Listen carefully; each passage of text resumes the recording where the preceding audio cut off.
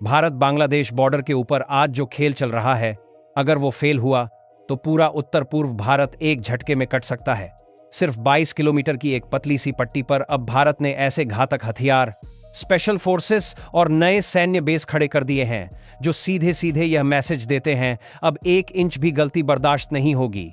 सोचो, एक तरफ बांग्लादेश में बढ़ती हिंसा, धार्मिक दंगे और भीड़ द्वारा की गई हत्याएं, दूसरी तरफ भारत का यह डर कि कहीं उसका पूरा नॉर्थ ईस्ट ही बाकी देश से कट न जाए।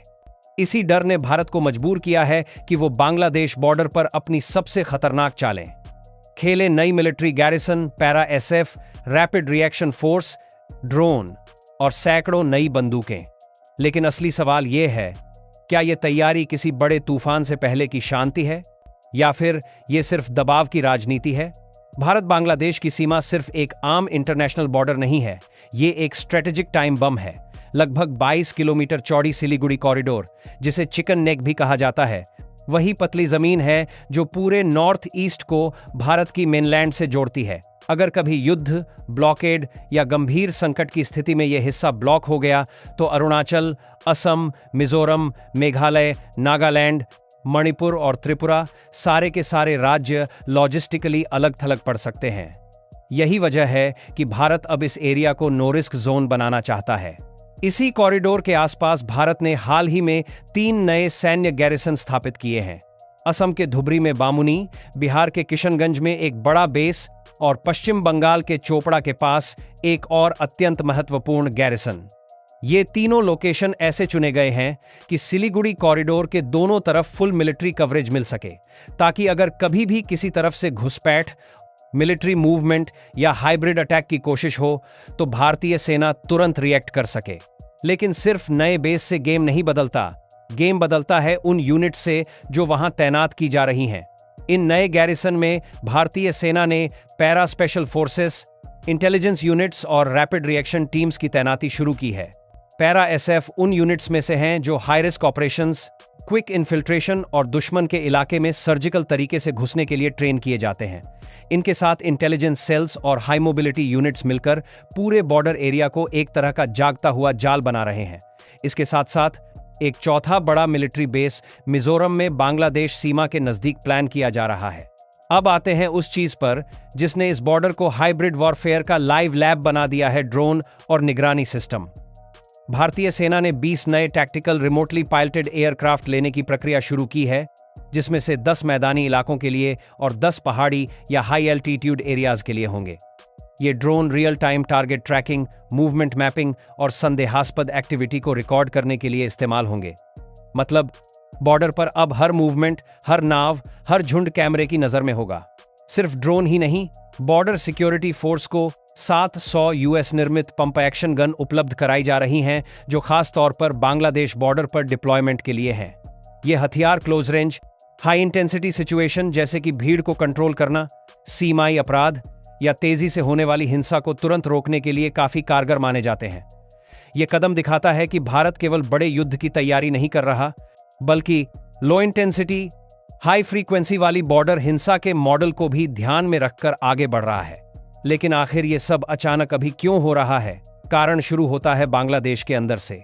हाल के महीनों में वहां हिंदू अल्पसंख्यकों के खिलाफ हिंसा, भीड़ द्वारा की गई हत्या और सांप्रदायिक टारगेटेड अटैक्स की खबरें सामने आई हैं, जिनमें एक हाई प्रोफाइल केस दीपू चंद्र दास की हत्या का भी है।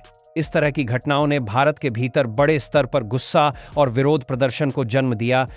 भारत ने ढाका में अपने मिशन और नागरिकों की सुरक्षा को लेकर चिंता जताते हुए बांग्लादेश के राजनयिकों को तलब भी किया है।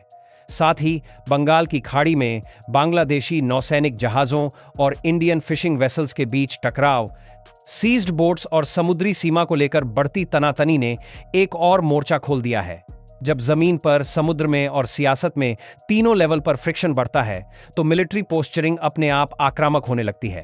इसी बढ़ते तनाव के बीच बीएसएफ ने पूरी इंडिया बांग्लादेश सीमा पर सुरक्षा कड़ी कर दी है। कई संवेदनशील हिस्सों पर पेट्रोलिंग बढ़ा दी गई है, हाई अलर्ट जारी है और सीमा पर संदिग्ध गतिविधियों के खिलाफ रूल्स ऑफ एंगेजमेंट और भी सख्त कर दिए गए हैं। कंपनीगंज जैसे क्षेत्रों में बांग्लादेशी नागरिकों की गोली लगने की घटनाओं ने दिखाया कि ग्राउंड पर टेंशन कितना टाइट है। इधर आसमान में भी गेम चेंज हो रहा है। भारतीय वायुसेना ने नवंबर 2025 से जनवरी 2026 के बीच ईस्टर्न सेक्टर में एक बड़े एयर एक्सरसाइज के लिए नोटम जारी किया, जिसमें चीन, भूटान, म्यांमार और बांग्लादेश के नज़दीकी इलाकों पर हवाई गतिविधियों को लेकर प्रतिबंध और अलर्ट शामिल हैं। इसका मतलब है कि ज़मीन पर नई गैरिसन, बॉर्डर पर सख्ती और आसमान में एयर फोर्स की एक्टिविटी, ये सब मिलकर एक पूर्ण स्पेक्ट्रम मिलिट्री पोस्चर बना रहे हैं। अब इस पूरी कहानी में सबसे बड़ा सवाल यह है कि भारत का असली इरादा क्या है, डिफेंसिव डिप्लॉयमेंट या स्ट्रेटेजिक दबाव। आधिकारिक तौर पर भारत की लाइन साफ है, ये सब कदम केवल बॉर्डर सिक्योरिटी, अवैध घुसपैठ और क्षेत्रीय स्थिरता के लिए हैं। पर जब आप नई garrison, para SF, rapid reaction units, drone network और हथियारों की सप्लाई को एक साथ देखते हैं, तो यह साफ दिखता है कि भारत किसी भी अचानक फूट पड़ने वाले बड़े संकट के लिए बैकअप प्लान तैयार कर रहा है।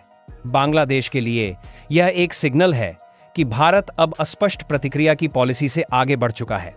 रिपोर्ट्स के मुताबिक भारत ने साफ मैसेज दिया है कि अगर भारत के हितों, उसके नागरिकों या उसके स्ट्रैटेजिक कॉरिडोर को सीधे खतरा हुआ, तो जवाब भी पहले से ज्यादा स्पष्ट और तेज होगा। इस तरह की सख्त पोजीशनिंग का असर पूरे दक्षिण एशिया की पावर बैलेंस और भू राजनीति पर पड़ेगा। अब सोचिए, अगर बांग्लादेश के अंदर राजनीतिक अस्थिरता के चलते वहां सिविल अनरेस्ट कंट्रोल से बाहर चला गया, तो लाखों लोग बॉर्डर की तरफ भाग सकते हैं।